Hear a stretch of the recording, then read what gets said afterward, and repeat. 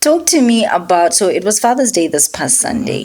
I want to know whether you think that is an important day to be celebrating, because almost every single Father's Day becomes a controversy where every now and then you'll see a post of a woman saying something about how she's doing it alone, so she must be celebrated because she's also the father in that family, right? Yeah. And then you've got, all sorts of controversies. What's your take on it? Is it an important day? Should we celebrate Father's Day? Yes, it is an important day and it should be celebrated primarily for this reason. I think it's a mirror that we hold up, that holds up as a man. If you are not doing enough, it's a mirror that is telling to you or why you can't. I think you will even feel it if you are not doing well as a father and you want to be celebrated. I think I'm not really meaning up. I'm not qualified to be celebrated this way. But if you are doing well, it accentuates what you are doing, and you actually see through how the children view you on that day, your woman in your life, the community, the nieces and the nephews. So it's a mirror that holds us and say, this is you as a father, but even more as a man. I will always go back to the man because I always think the genesis of everything is the man himself. Heal the man and cure the man and make the man better. A lot can be better. So the day is quite important.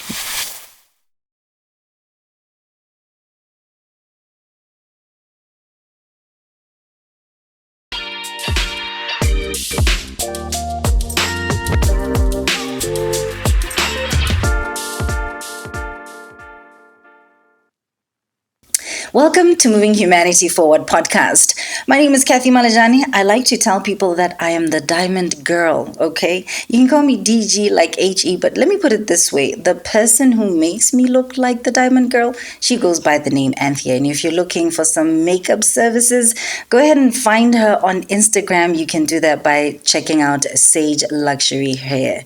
That's it. Let's get into it. This week's episode of Moving Humanity Forward podcast sees us speaking to men's mental health. You will know that June is the month of mental health, men's mental health. And so as a result, we are touching base on this very important conversation. Now, throughout June, mental health networks will be sharing education, amplifying awareness, as well as distributing free resources in order to improve the health of men, improve the health of boys, as well as families who care about them. The theme this year is Partners in Care for Better Lifespan Across the Lifespan, highlights the role that families, communities, and care partners play in supporting healthier outcomes for men. You'll also recall that it was Father's Day this past Sunday. So that said, my guest today is somebody who wears quite a number of hats. He is a communications, public affairs, and stakeholder engagement professional. He's got over 15 years experience across government, local governance, as well as civil society. I didn't believe his name, but it is legitimately Makarov Tebogo Abotseng. Thank you so much for joining us this afternoon on Moving Humanity Forward podcast. And welcome to it. The pleasure is all mine. I'm happy to be here. I'm excited to have you here. And I think one of the biggest issues that I currently have that I think needs to be highlighted is the fact that we seem to have spent so much time, resources, energy empowering the girl child. It almost feels as if the boy child is getting left behind. What are your thoughts on that? Yes, I would agree with you, primarily because the root cause lies exactly with us as men. That is where the problem is, because you find that the boy child is left, like you are saying, because of the role that as men we are supposed to be playing in their lives. It starts with the issue of who are they looking up to. And if there's nobody to look for, they choose the wrong role models, the wrong choices, the wrong lifestyles, the wrong decisions about their life that will ultimately make them left behind when it comes to their welfare. So I think that is where it starts basically, and it's good that we are talking about it now when it's this month of mental, so that the man knows that this is them who is holding the key to the future of this young man. So let me just throw this at you to say, what do you think, in your experience, in your circle, in your just seeing the stories that are going on, what do you think is the state of men's mental health in Botswana? I sometimes feel like as men we are letting ourselves as people, individuals down. How?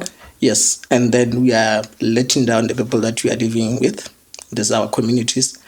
But even it goes deeper into even letting, I would dare say, even letting our country to be where it is right now, because men are not rising up to the occasion. They are not contributing to what they are supposed to be doing because of their issues that they are not dealing with. It could be mental issues. It could be the wrong choices that they do, the associations that they do, the time, how they spend their time, how they spend their resources.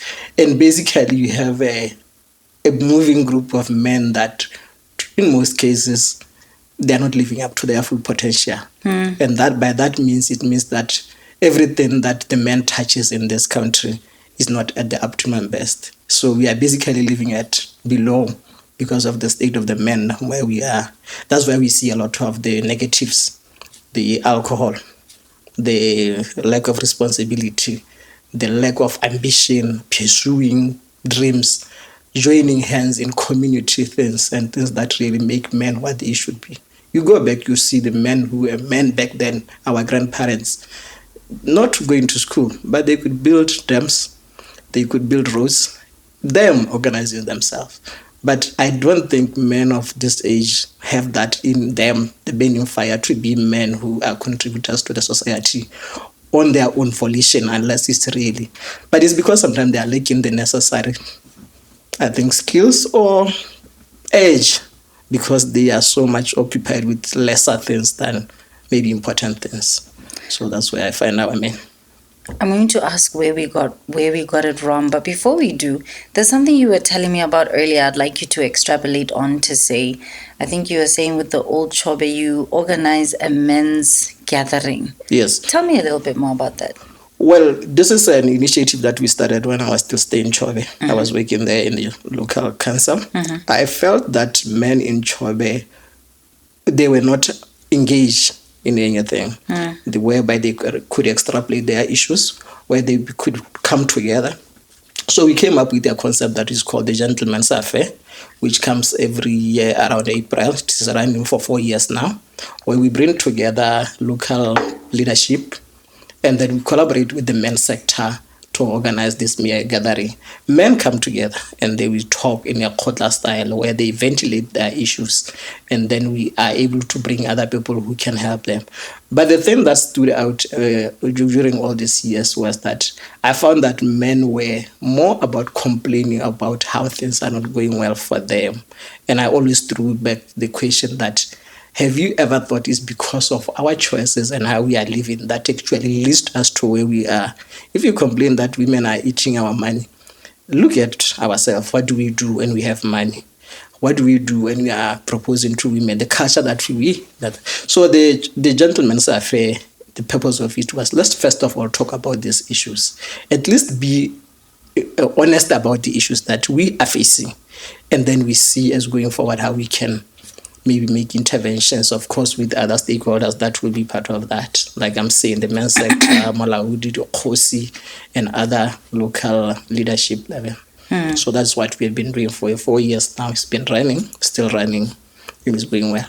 The turnout is always good because men, you see that they are eager to come, and I think they come and ventilate, but at least they are there. And then when they ventilate, that's when you actually understand that sometimes that is the true of them really reaching out into the deep, but they might not have the answers, but they know what they are dealing with. So that has been wonderful to see, and I've been happy to see the same thing.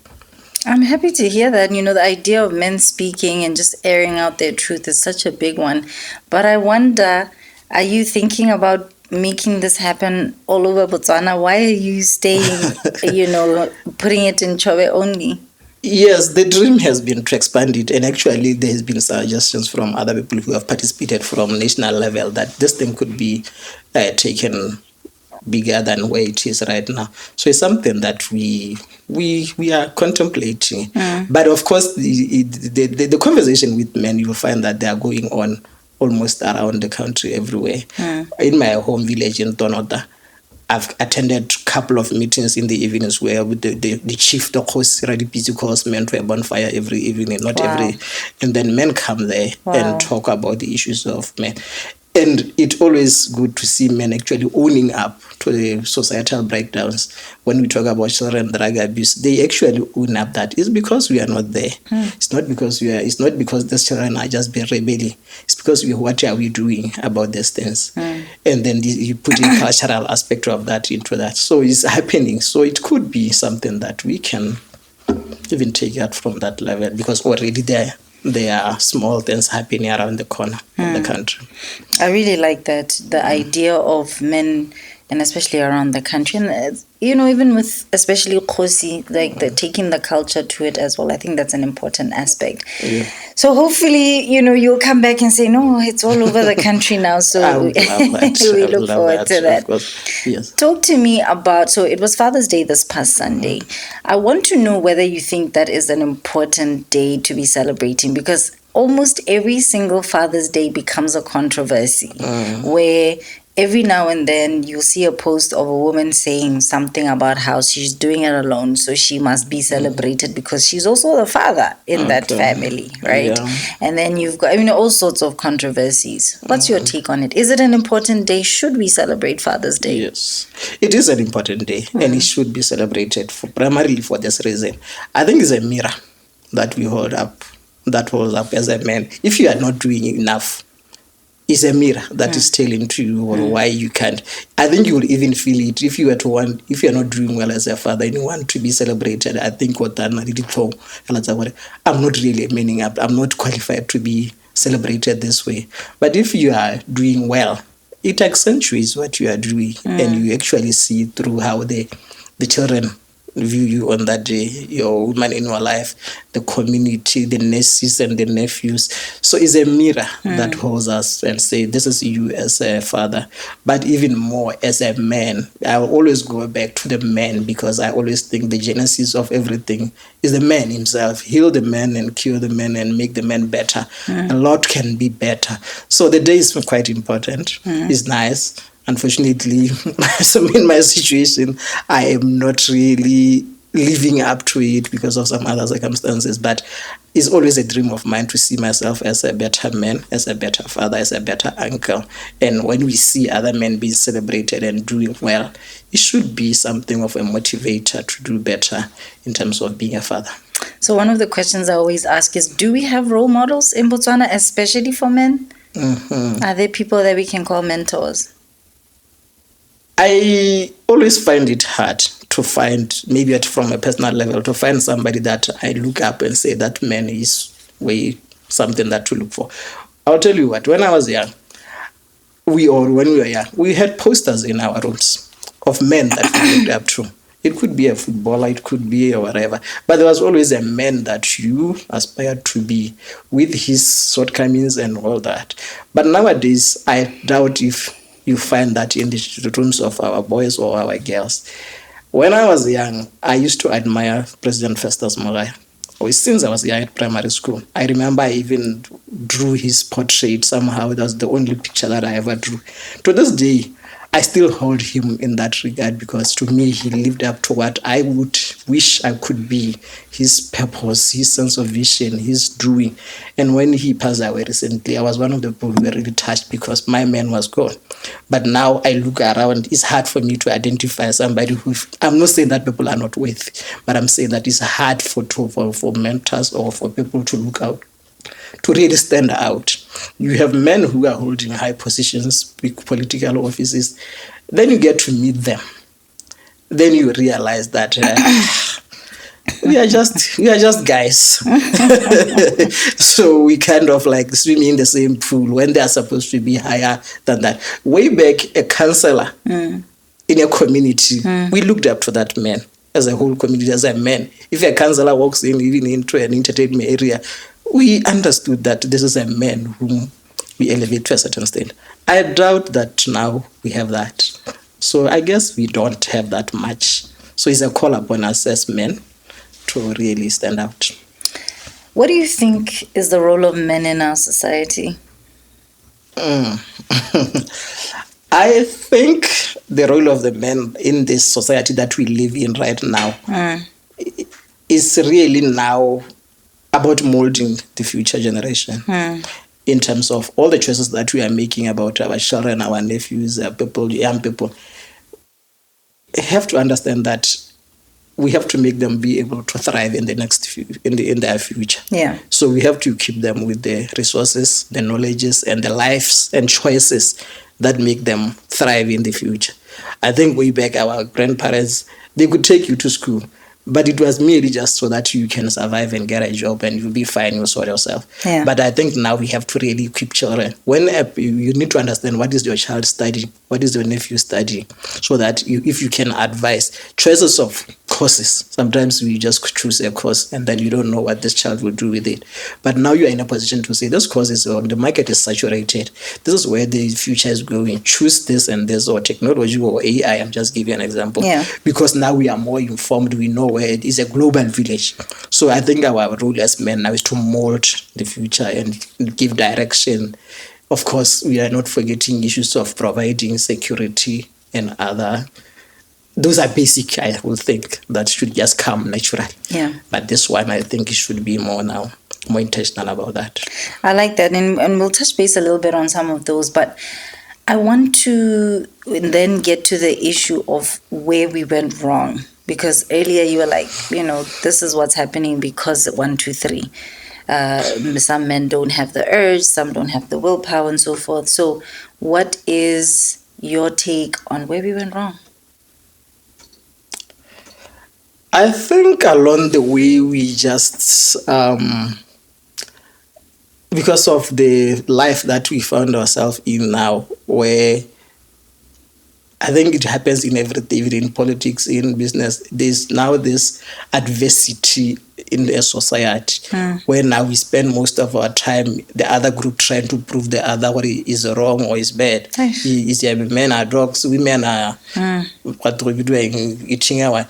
We get lost in understanding that as a society we have to mold each other and bring the best out of each other, to a point where some men just give up and say, even if you try, you are still going to be made to look like you are just one of those guys. So I think we got to an apathy level where things just flow. We are not really trying, and we find it easy to go to issues, things that are easy to escape into. A man, when he wakes up, if he takes his car and says he's going to the farm and gets his drinks, he's just going. It doesn't matter what is leaving behind. The children will sort themselves. The wife will sort themselves. So I think that is where it went about, because now we forgot to be a unit, and then we started pointing fingers at each other where we are going wrong, and then we enjoy that. We are good at showing that. Do we enjoy that? I think so. To a certain extent, we made it a sport. We are good at spotting where we are wrong and when women are wrong. And forget that these are the people that we need, and we're supposed to be together in this. So I guess the ball rolls on its own when you are doing that. So how do we fix it? And especially if you're saying we enjoy it, like if we're having fun doing the wrong thing, how do you get us to do the right thing? What do we need to do? I think people need to go back to being humane, and now understanding what core is at the core of being humane. Understand, be empathetic to the others on the other side. Now I understand why sometimes women talk like this, is because sometimes as men we disappoint them. Same way as men, once we get to understand that, I think that friction stops now and understand that. But who is benefiting out of this? We are all now be swallowing. You come in the weekend, the wife is going this side, the husband has gone this side. They will come to meet in the early hours of the morning in their house. But what has been achieved? So being humane and grounding ourselves in values that really make us human. I think if we can go back to that drawing board, maybe we'll find each other and be able to talk to each other. You look at issues of fatherhood and maintenance costs and fighting over children. It's basically because people cannot come together and understand that, yes, we are no longer together. So we find ourselves victims of those circumstances because we cannot come together for the sake of the child, but even sake of our own peace. As individuals. Does it pay for me to be always fighting with my ex-girlfriend or my ex-husband? It doesn't. Nobody benefits. But somehow we find ourselves in that situation. I want to maybe just finalize this part of our conversation by taking it to, especially because it's mental health, the issue of counseling.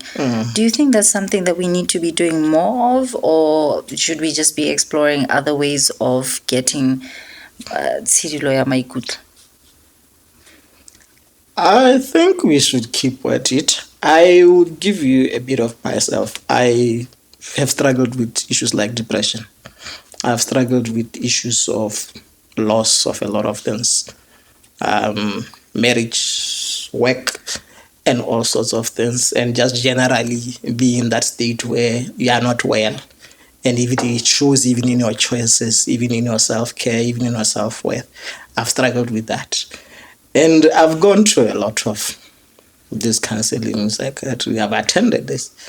Unfortunately, I wouldn't say that I saw the impact on. I don't think they helped me. So I don't know, maybe our mindset of Botswana doesn't really respond well to being told that you must hug yourself or you must love yourself. I think a Botswana man wants practical advice than maybe emotional and soft touch. So for me, I'm not that much thinking that they are really helpful. I don't know. But I've seen men who have gone there. It's because maybe the people who are giving it, they're giving it in a way is opposite to what we see when we are watching in the television. So maybe it's not really hitting where it's supposed to hit. So I'm not that much proponent of it. So I think it still goes back to men remembering that, hey, this is my life. I think I'm at a better stage not because I went through anything. I had to look at myself honestly and say, how do I make myself better? And I like it when you say that you are at that moment. So I had to bring myself to that level and feel confident and feel that every decision that I make from now going onwards is supposed to make me a better person. Every time when I see myself doing something that is regressive, I'm quick to remind myself that this is not where we are going. But I didn't take counsel even though I went to it. So I don't know if I dodged the answer. I actually want to pose it to you if you're watching this episode to say to you, what's your take on counseling? I'd love to hear from you, especially as a man. I want to know if you went through some issues, what worked for you. Please go ahead and leave us a comment. Remember, if you want to find us, we are available on social media. You can find us by typing Moving Humanity Forward Podcast. You can do that and find us on LinkedIn, on YouTube, as well as on TikTok, and then on Facebook, type MHF Podcast. We'll be right back.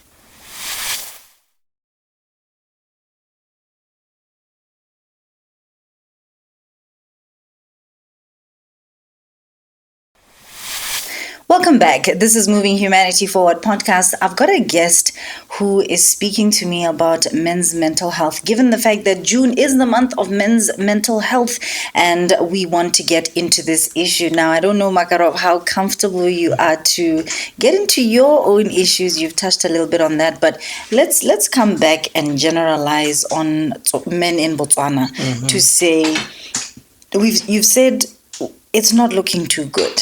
We've agreed that the boy child is not getting as much empowerment as the girl child. And then you bring it back to say, but that's on us as men, right? And just before we went on our break, I had asked, how do we fix it? What are some of the things we can do? You mentioned the fact that counseling didn't work for you. So before we go on, because I do want us to touch, especially on the well-being of men, what did work for you? I think what worked well for me was disappointment in reflection. And when I looked outside, I was disappointed in whatever that might happen to me has led me to be as a man. And I looked at strong male characters or inspirational male characters, just whether in wherever. And I realized that this is the opposite. And there's actually a life that a man can live that is better. And then I started striving for that. I would probably have done just 1% of that, but still every day I look at that and I say, I can do better. I can be a better man. So that determination, I think once men decide that, it sort of clears all the distractions. it starts off clearing all the other things that might be taking you low. So now for me, I think that is when men become honest with themselves and admitting the circumstances that they are in, the shortcomings and the weaknesses, and owning them. And that will be the first point of call. Of course, you have to also be not in isolation. Reach out to people, be part of something. One of the things that I enjoyed when I was staying at home in Toronto was, the thing of being part of something. Being part of something in a community. I think sometimes men are part of something. There will be Sunday soccer groups, there will be Manchester supporters club where they meet. But it's sort of like doesn't touch issues. It's all about the good times and everything. But when you go to the places like home, just being given a responsibility to maybe be in charge of Seswa at a funeral, I think sometimes it accentuates. You realize the value of you as a man, people waiting on you and decide, putting their faith in you. Being part of going to Kotla just to see other men talking. You might be thinking small village talk, but you realize old men, how they take that seriously, and you are drawn into that life of being of some purpose. At the core, a man wants to be taken seriously, no matter what. So once that ego starts gripping at you, you really want to do. So you keep on snowballing into better things. So I think being part of something helps. Being part of causes that are mattering. Being part of conversations that are important. Removing yourself from things that might in the outside look good, but really are not. And sacrificing that and choosing even boredom sometimes. I'm a person who spends most of my time walking in the wild. When I enter into a village, I want to see the village, the river, I want to see the hill. And when I do that, it's sort of like helped me in that regard. So physical engagement, having a wanderer's eye, opening yourself to new possibilities of things that you never thought that you would do. So I think that helps. It's interesting because I was actually going to ask you, Jorge, but why would somebody choose that? Because you said self-reflection and just realizing, Jorge, but this is where I am and I can do better, right? But one of the issues we really need to be honest about it is just the issue of right? Just how do I say it? I'm trying to find a diplomatic way. It's just so. That's something that I want to believe is fun for men. It's a sport. How many women can I get? How can I play with as many women as possible? And you're saying wake up and choose something different. Why? Why should a man choose that? Because the cost is too much. The cost of this life that is a Tswana way. Men who come weekend, we are like out of the crawl. We are going all out. Even the guys who are quiet will be surprised if we are to find us in some other thing. But then count the costs. Yeah. Monday, go to any police station here. You find men who hold serious positions come in there either to make a statement for a car that got into accident because of the fun, differences with spouses that led to physical altercations, lost your phones, lost your wallet. Life basically stops in the morning because people are busy sorting things that happen because it was fun. So you understand the cost. I'm not going to even touch on the cost of the financial because it's astronomical. Those drinks that we like to have, it comes at a money that could be used doing some things that sometimes we miss. I always sometimes say, man, if you am saying let's go out to maybe to experience some nice experience in Saudi Arabia, horse racing, we will not pay that amount. But that amount we can spend it on a weekend around the same guys that we know, same conversations, same differences that we are always having. So the cost is too much. It costs financial resources, it costs time, it costs even relationships that are with you. You will be surprised that even people whom you actually aspire to be part of a group, once they choose that they're not part of that lifestyle, you will not be accessible to them. Now you're accessible to only a select few group that still hangs with you. And then your life is, you don't even make new connections, you don't make any new inroads. You are struggling with your business or your connections because your cycle is small and it's just around that lifestyle. But whereas some guy who is quiet, we can come to you and say, let's do this together. You can't. So the cost is too much. Then, of course, physically is too much. Deep down, it kills you, the lifestyle. I mean, your ego gets bruised of that lifestyle and you get tired. Then your children look at you. They will love you, but they see what come weekend, it's not with us. When they grow up, they figure it out. So it's not, there's too much toll for us to continue to live like that, I think. So, yeah. I like that you've broken it down. It is so costly and not even necessarily financially.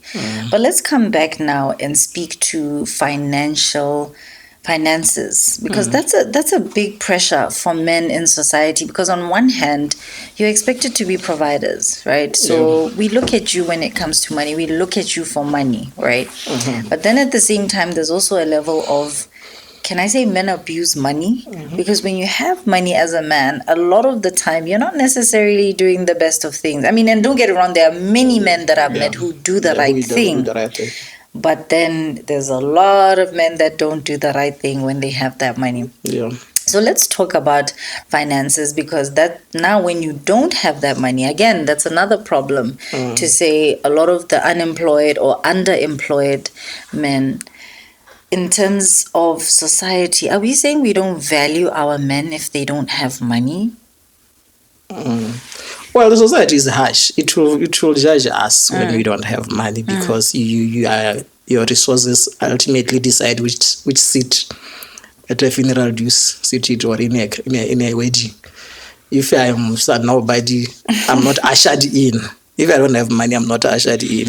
If I don't have a beautiful car, I'm not given the best parking lot. That's a reality. It's true. It's a reality. True. I know. So and that applies to women as well. Yeah. So, the car you're driving. Yeah. So as a man, we are expected to have money. It's nature. Men should be able to provide, take care of business.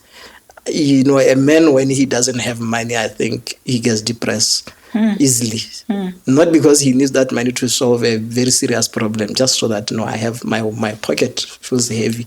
I can walk into anywhere. I can walk with that strike. So without money, we have a problem that we can do. But I think also we realize that without money, finances make things move. And right now we are talking about how Botswana has been through a lot of difficulty of financial what. A lot of guys are earning a lot of good money. Those are the guys who can, if they brought their minds together and their resources together, they can do a lot of things. If you are talking about FMD medicines, they are the guys who can expand the production of that. They pull their resources together. If there is the issue of land, they're the ones who can build the land, pull their resources and buy land and develop factories and everything.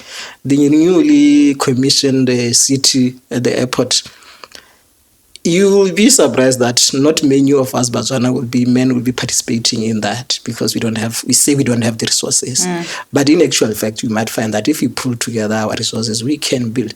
But because our money is depleted by our lifestyles, now we are only now able to live with it rather than to build legacies and wealth through it. So men should know that the onus is on us to build and to create wealth. Our grandparents created wealth through cattle. When a man was studied as a Modis, by the time he died, that old man will be one of the biggest cattle barons from that cattle area. Wow. So why is it that us, we can do that?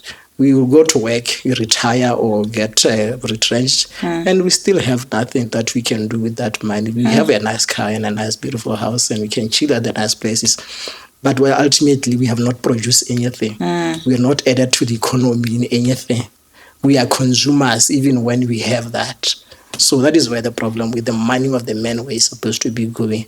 Unfortunately, I don't have the money. But if I had the money, I think I would wish that my money would be spent that way, productively, doing things that are for the greater good and everything. And then... Okay, so in terms of socialization I think the reason why I kept saying, oh, it's so good when we started our conversation that there are men who want to come and talk. Because a lot of the time, that doesn't necessarily seem to be something that I have encountered. Most men don't seem to want to talk. Or perhaps that's because I'm a woman and men don't want to talk to women. They want to talk to other men and not to women. But let's talk about men in terms of the socialization that's happening, because we like to talk about toxic masculinity. But more and more, I'm convinced that that is something that is actually perpetuated a lot by us as women, because most of the time we teach the people, the men in our lives, how to treat us. We teach men that you can get away with cheating on me, and if you want to pick me up, just buy me a 6-pack, it's okay. We teach men that you can approach me when you're married. Yeah, you know what I'm saying? Like, we are the ones who give that power to men. So let's come to the question of, what's your take on how men are socialized in Botswana? Yeah, well, I think you have summed it up well. That is how the socialization sort of gives us a free pass in a lot of our decision making. Then there's also, in terms of communication, there's avoidance of issues. These issues that we are talking, I don't think I'll be popular if I speak like this in a group of other men. If I'm sitting with other men and say, let's not do this, let's not go to a stag party.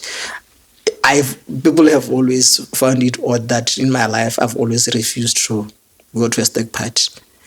I always found it odd. What if you are going to be getting married tomorrow? What are you still doing there, having a party before the week or the weekend before your wedding? So for me, I've always been unpopular for that reason, that I refuse to participate in that.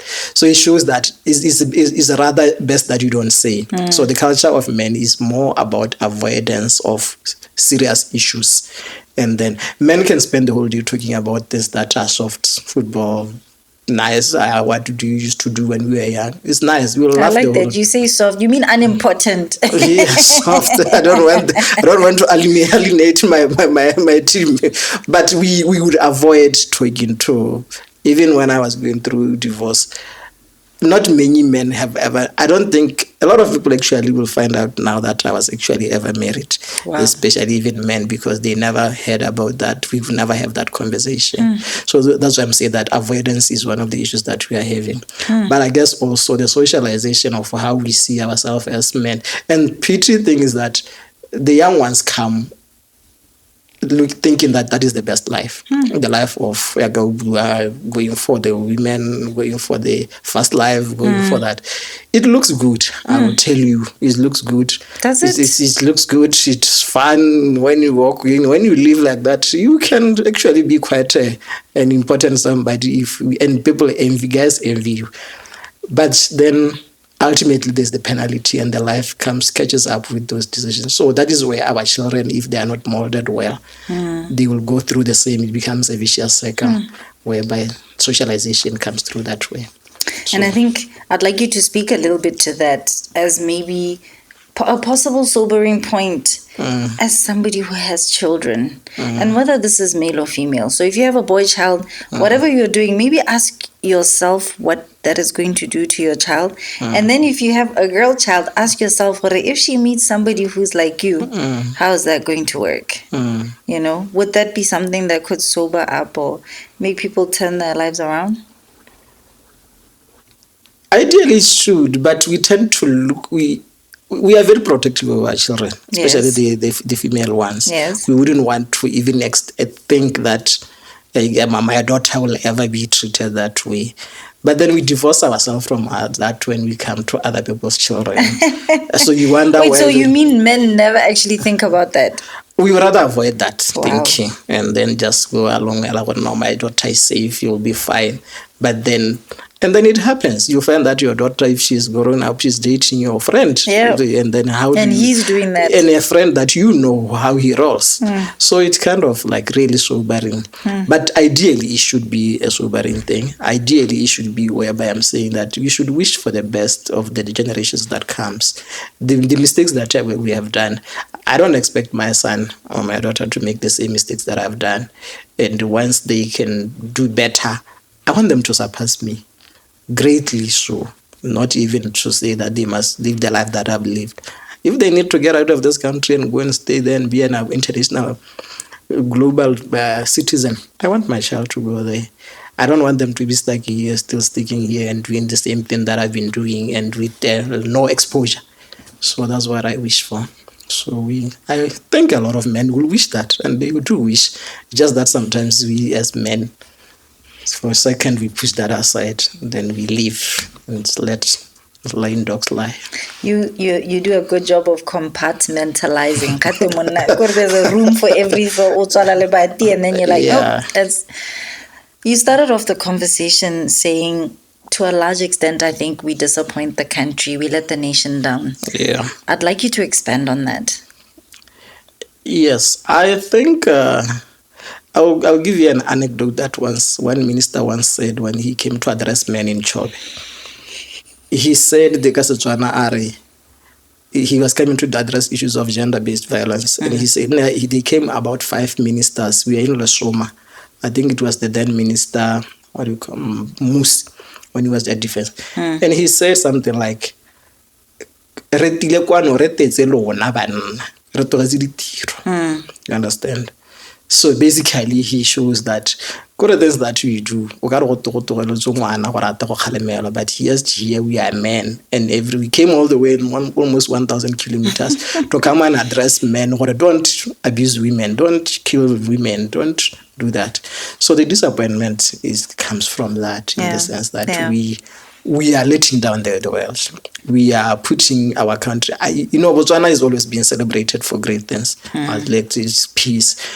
But it's so painful every time when you hear that is one of the countries that has a higher percentage. We actually have the highest statistics. How does it correlate then with the country that is known for peace? So it takes away from the branding of the country. People who are going there,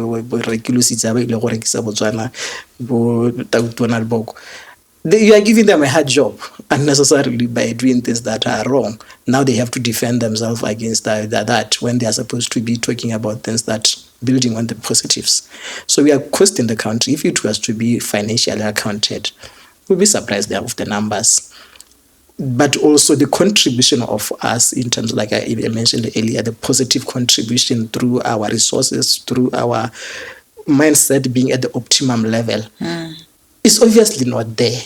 So we are, even if I'm working, I think we could be producing better if we were fine, if we were more focused, if we are more and less distracted, if we are more family-orientated, community-oriented, and that. So it's cost us. Yeah, you have to go and look for investors when the investors are here, because our mindset is busy dealing with girlfriends and maintenance issues and courts and all that. So you are saying things that make me smile, because it just reminds me of the potential we have as a nation to say, let's close off our conversation, Makarov, with you just speaking to some of the opportunities, and I think that is actually that we've just touched on, and then just conclude our conversation. Yeah, I think the opportunity exists for us men to really live up to the occasion. Like I said, I give myself as an example of where I was actually almost losing it in life, like giving up. But by trying every day, I'm not that far off from maybe a future that I can say is bright. So it shows that there's an opportunity for men to live up to what they can. It will not always be 100%, but the little steps every day that we take can take us there. And by that means is that there's opportunity. Let us engage. Let us hear positivity. Let us be part of things. Let us break from the gender barriers. Some things we don't do because we think it's for women, or we think that you are soft. Understand that your health, if you cannot be eating meat, a lot of meat, and be on top of that every weekend, and then your stomach gets bigger, then you have diabetes, you have BP, and expect that you are going to live long and be productive. So those are the things that we have to look at and say, no, I need to change this. My mindset, who am I hanging with? Who am I associating with? Where do I go? What are my things? What do I explore every weekend or every month? I try to do something new that I haven't done in my life. I just Google and say, oh, there's a golf thing that we can go and swing at club. I go if the resources can allow. So that is where, man, I'm saying opportunities for self-improvement are there. And once you improve yourself as a man, I think you realize even how now you start cutting things that you see, well, this will just be reducing from what I'm building with myself. So, but basically, a man who is good for this country, who is good, I'll always say is good for the community, is good for his family, and is good for the country. And once men can be what they need to be, people will stop coming for us to come and address us. The president will stop talking to the soldiers pleading with them to stop doing what they are doing, because he doesn't need to be talking to them about taking lives. So in a way, as men, we can do better. And once we do better, the country and the whole world will be better off. So I hope that's my little bit of contribution. And I hope my message it's not off the mark. And if so, yeah. Right, so what baskan na leading party dito na kirwa dito. What the case 6. Yeah, no, it's not. It's not. And that's how we close off this episode of Moving Humanity Forward podcast. Makarov Tebogo Abotseng, thank you so much for your time this afternoon, all right? Thank you, Mama. And yeah, that's how we close it off. We'll see you next week. All right.